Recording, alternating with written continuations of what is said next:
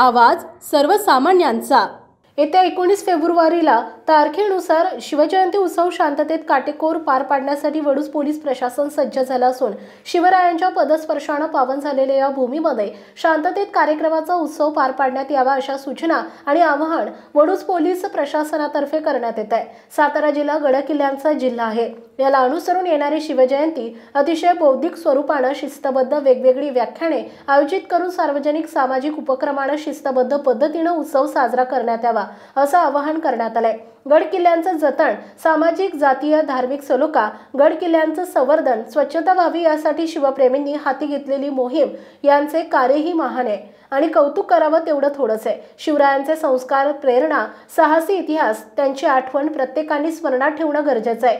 अलीकडच्या काळात DJ Dolby त्यांच्या किरणांमुळे अनेक जण नेत्रहीन कर्णबधीर झालेत। डीजेच्या अति दणदणाट कर्णकर्कश आवाजामुळे वयोवृद्ध लोकांना नाहक त्रास सहन करावा लागतोय, त्यामुळे कायद्याचं उल्लंघन होत आहे। सध्या 12वीच्या परीक्षा चालू आहेत। या सर्व गोष्टींचा भान ठेवून येणारी शिवजयंती उत्साहात शांततेत खेळीमेळीच्या वातावरणात साजरी करावी असं आवाहन उपविभागीय पोलीस अधिकारी अश्विनी शेंडगे, पोलीस निरीक्षक घनश्याम सोनवणे तसेच पोलीस प्रशासनातर्फे करण्यात आलंय। जय, मी घनश्याम सोनवणे, पोलीस निरीक्षक, पोलीस स्टेशन वडूज, सातारा। तर आता सर 19 तारखेला बुधवारी 19 फेब्रुवारी 2025 या तारखेला शिवजयंतीचा उत्सव आहे। तर त्या अनुषंगाने काय बंदोबस्त ठेवाल, काय लोकांना जनरल परत 14 तारखेला व्हॅलेंटाईन डे येतोय, त्या संदर्भात युवकांना कॉलेज कुमारला काय संदेश द्याल तुम्ही? 19 तारखेला तारखेप्रमाणे 19 फेब्रुवारीला शिवजयंती येत आहे। सर्वांना आता शिवजयंतीची चाहूल किंवा त्या माहोल तयार होत आहे किंवा एक मनामध्ये आणि वातावरणात किंवा कुटुंबियामध्ये एक चैतन्य निर्माण होत आहे, एक स्फूर्तिदायक वातावरण निर्माण होत आहे। त्यामुळे प्रथमतः सर्वांना जय जिजाऊ, जय शिवराय, सर्वांना असं याप्रमाणे वंदन करतो किंवा सर्वांना एक जयंतीच्या आगाऊ शुभेच्छा देतो आणि सर्वांना सांगू इच्छितो की शिवजयंती हे आपल्याला छत्रपती शिवाजी महाराजांनी एक खूप अलौकिक, अद्वितीय, एक आदर्श, रोमांचकारी आणि एक साहसी इतिहास दिलेला आहे किंवा एक जगाच्या पाठीवरती खूप एक आदर्शवत राजे छत्रपती शिवाजी महाराज होऊन गेले, त्यांचा एक वारसा आपल्याला लाभलेला आहे आणि त्यांच्या पदस्पर्शाने पावन झालेली ही भूमी आहे किंवा हा सातारा जिल्हा गड किल्ल्यांचा जिल्हा आहे। तर त्या इतिहासाला अनुसरून की शिवाजी महाराजांचं जे एक बुद्धी चातुर्य होतं किंवा त्यांनी जी एक स्वराज्याची एक स्थापना केली, तर त्याला अनुसरूनच आपण येणारी शिवजयंती उत्सव हा सर्वांनी डीजेचा दणदणाट न करता किंवा विजेचा अतिलकलकाट न करता अतिशय बौद्धिक स्वरूपाने वेगवेगळ्या व्याख्याने आयोजित करून सार्वजनिक आणि सामाजिक उपक्रमाने आपलं जीवन हे दुसऱ्यासाठी परोपकारी जे आपले छत्रपती शिवाजी महाराज किंवा जे आदर्श महान राजे आहेत त्यांच्या जीवनाची जी काही गुणवैशिष्ट्ये आहेत त्या गुणवैशिष्ट्याला अनुसरून ते आपण अंगीकारून काही अंशी तरी त्याप्रमाणे आपण एक शिस्तबद्धरित्या शिवजयंती साजरी केली पाहिजे। आणि ती मी आपल्या चॅनलच्या मार्फत सर्व वडूज पोलीस स्टेशन अंतर्गत येणाऱ्या सर्व शिवजयंती उत्सव मंडळाला आणि सर्व शिवप्रेमींना, म्हणजे सर्वच नागरिक शिवप्रेमी आहेत, त्यांना सर्वांना आवाहन करतो की माता भगिनींना कुठल्याही प्रकारे त्रास होता कामा नये, जेणेकरून आपल्याला छत्रपती शिवाजी महाराजांची शिकवण आहे की परस्त्री ही माते समान असते। त्याचबरोबर आपले आबालवृद्ध आहेत किंवा आपल्या शहरातील लोकांना किंवा आपल्या गावातील लोकांना कुठल्याही प्रकारे ते डीजे डॉल्बीचा त्रास होणार नाही। कोणाला बहिरेपणा किंवा कोणाला हार्ट अटॅकसारखं जास्त डीजेच्या किंवा डॉल्बीच्या आवाजामुळे यासारख्या दुर्दैवी घटना घडणार नाहीत याची प्रत्येकाने वाजवी काळजी घ्यायची। त्याचबरोबर लेझर किरण याच्यावरती तर पूर्णतः बंदी आहेच। आमचे पोलीस अधीक्षक समीर शेख सर आणि या जिल्ह्याचे जिल्हा दंडाधिकारी कलेक्टर साहेब, पाटील साहेब हे तर याच्यावरती एक मनाई निर्देश त्यांनी जारी केलेलाच आहे। तर त्याला अनुसरून कायद्याचं पालन करत आपल्याला ही शिवजयंती साजरी करायची आहे। म्हणजे डीजेचा दणदणाट किंवा डॉल्बी याला सर्वांना आपल्याला तिलांजली द्यायची किंवा डीजे विरहित शिवजयंती सर्वांनी साजरी करावी। त्याचबरोबर विजेच्या जास्त लखलखाटामुळे किंवा लेझर नको त्या घातक किरणामुळे लोकांची नेत्रहानी होती किंवा डोळ्यांचे जे दृष्टीपणा असतो तो काही अंशी का होईना त्याला क्षती पोहोचते.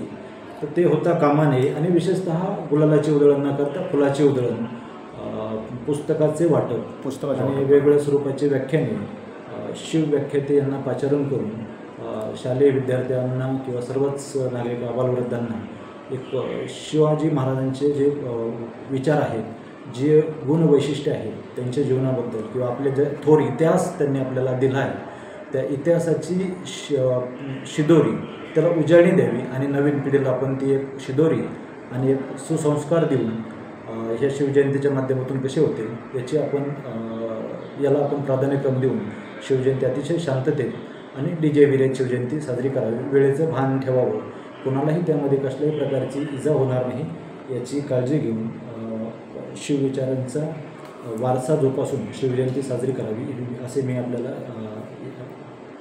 आपल्याद्वारे सर्व नागरिकांना आवाहन करत आहे. आता सध्या गावोगावी खेडोपाडी गावदेव होतात. गावदेव त्यांना काय वेळेचं भान नसते. एक मी म्हणतो 10 वाजेपर्यंत टायमिंग असतं त्यांना, पण आवाजाचं बी काय ताळमेळ नसते. लेझर आता तुम्ही म्हटला लेझर किरण हे लोकांना वयोवृद्ध लोकांना त्याचा त्रास होतो. त्याचं एक टायमिंग आहे का नाही गावदेवाचं काय आवाजाला नियंत्रण काय? अगदी बरोबर आहे. माननीय सर्वोच्च न्यायालयाने दिलेल्या निर्देशाप्रमाणे ते निर्देश आपल्यासाठी शिरसंधान आहेत. त्याचबरोबर ध्वनी प्रदूषण अधिनियम आणि वेगवेगळे ज्या आत्तापर्यंत जे काय आपले अधिनियम पारित करण्यात आलेले आहेत त्याला अनुसरून 6 ते 10 हीच वेळ आपल्यासाठी दिलेली आहे मिरवणुकीची. त्याच्यानंतर आपल्याला कुठलंही वाद्य वाजवता येत नाही आणि त्यामध्ये वेगवेगळे झोन आहेत. 4 झोनमध्ये वेगवेगळे डेसिबल्स ठरवलेले आहेत. जसे 35 ते 45, 45 ते 55 म्हणजे रेसिडेन्शियल झोन किंवा शाळा हॉस्पिटल असतील तर तो वेगळा झोन, इंडस्ट्रीयल झोन. तर ह्या झोनबद्दल सर्व नागरिकांना कायदा ज्ञात आहे किंवा कायद्याचे सर्व ज्ञाते आहेत. तर त्यांनी त्याचं उल्लंघन करता कामा नये, अन्यथा पोलीसतर्फे कठोर कारवाई करण्यात येईल. पूर्वसूचना देखील आम्ही देतो, प्रतिबंध करतो आणि त्याचं कोणी उल्लंघन केलं तर कठोरपणे कायद्याची अंमलबजावणी करून त्यांना मान्य न्यायालयाद्वारे. शेवटचा प्रश्न आता एक 14 तारखेला व्हॅलेंटाईन डे येतो आहे. त्याच्या अनुषंगाने काय म्हणजे एक तरुण पिढीला तुम्ही एक आव्हान कराल, एक संदेश द्याल की व्हॅलेंटाईन डे एक असं काय प्रकार असतात की एकमेकाचे एक म्हणजे प्रेम हे करण्याचं एक हे असतं, काय सांगाल त्यामध्ये? 14 फेब्रुवारीला व्हॅलेंटाईन डे येत आहे. तरुणांनी मला वाटते सर्वच व्यक्ती मनाने तरुण असतात किंवा पण जे वयाने येतात विशेषतः त्यांच्यासाठी त्यांनी स्वतःवर प्रेम करावं, पुस्तकावर प्रेम करावं, करिअर ओरिएंटेड असावं, करिअरच्या मागे लागावं, नको त्या गोष्टी किंवा कुठलेही बहाणे बनवून नको त्या फसवं प्रेम करू नये. फसवं प्रेम खरं प्रेम अवश्य करा, ते टिकवा शेवटपर्यंत, परंतु त्यात आपला जे करिअर आहे ते बर्बाद होणार नाही याची प्रत्येकाने काळजी घ्यावी. विशेषतः आता 10वी आणि 12वीच्या परीक्षा चालू आहेत.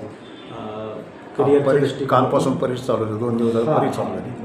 ते फसवा गुलाब प्रेमाचा गुलाब देताना त्याचे फसवे काटे आपल्याला रुतणार नाहीत. करिअरला देखील प्रत्येकाने काळजी घ्यावी. त्याचबरोबर सायबरचा एक सायबर फ्रॉडचा नवीन प्रकार आलेला आहे की मुलं मुली व्हॉट्सअप, इंस्टाग्राम, फेसबुकच्या माध्यमातून एकमेकाच्या संपर्कात असतात आणि काही तर परदेशातील व्यक्तीच्याही संपर्कात असतात, जोडीदाराच्या शोधात असतात.